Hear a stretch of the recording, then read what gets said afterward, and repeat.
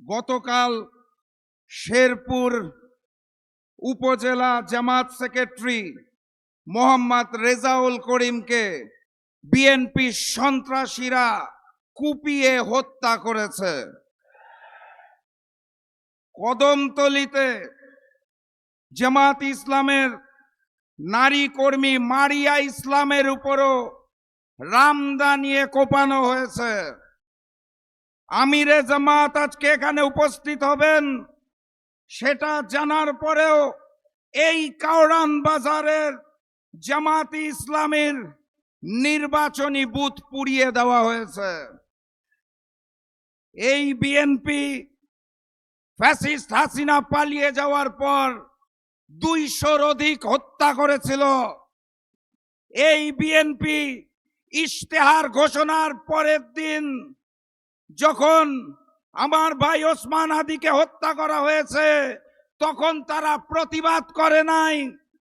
এই বিএনপি গতকাল রেজাউল করিমকে নির্মমভাবে হত্যা করেছে।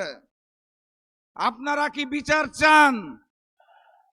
আমি এই মুহূর্তে কোনো বিচার চাই না। কার কাছে বিচার চাইব?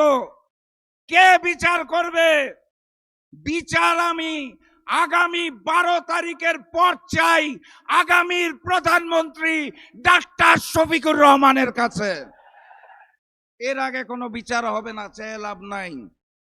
শরীফ ওসমান হাদি বলে গিয়েছিল জীবন দেব, জুলাই দেব না। ওসমান হাদি তার কথা রেখেছে, জীবন দিয়েছে। এখন আমাদের কথা রাখতে হবে, গণভোটে হাকে জয়যুক্ত করে জুলাইকে আমরা দেব না চাঁদাবাজদের হাতে। কথাবার্তা পরিষ্কার। ওই যে কোদাল কাস্তে রামদা নিয়ে যারা আয়োজন চালাচ্ছে ওসব চলবে না। নীরবে যারা সন্ত্রাস চালাচ্ছে, চাঁদাবাজি চালাচ্ছে, তো সব চলবে না। কথা কি বোঝা গেছে? একটা নাম পেয়েছি আমরা, সাইফুল আলম খান মিলন, যার নামেই আছে মিলন। আপনাদের সাথে মিলিত হয়ে ঢাকা 12 আসনকে গড়ে তুলবে ইনশাআল্লাহ। আমাদের কাজ সাধারণ, 12 তারিখ 2টা ভোট দিব, গণভোটে হাকে জয়যুক্ত করতে হবে। ঢাকা 12 আসনে দাঁড়িপাল্লাকে জয়যুক্ত করে আগামীর প্রধানমন্ত্রী ডাক্তার শফিকুর রহমানকে উপহার দিতে হবে। সর্বশেষ কথা, আমরা শান্তি চাই, ইমানদারির সাথে বেঁচে থাকতে চাই, ডাক্তার শফিকুর রহমানের হাতকে শক্তিশালী করতে চাই। কিন্তু ওপার থেকে যদি কোনো হামলা আসে মুখ বুজে বসে থাকবো না, প্রতি জবাব দেওয়া হবে ইনশাআল্লাহ। এই সেই কাওরান বাজার।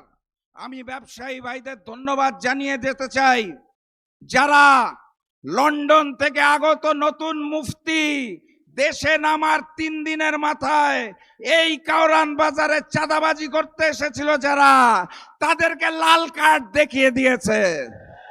সেদিন থেকে তারা এলাকা ছাড়া দৌড়ের উপর আছে। 12 তারিখেও সন্ত্রাসী চাঁদাবাজদের জন্য লাল কার্ড। গণভোটে হ্যাঁ বলুন, দাঁড়িপাল্লায় সিল মারুন। দেখা হবে ইনশাআল্লাহ বিজয়ে। বিজয়ের পথে যাত্রা শুরু, জীবন অথবা মৃত্যু। আসসালামু আলাইকুম।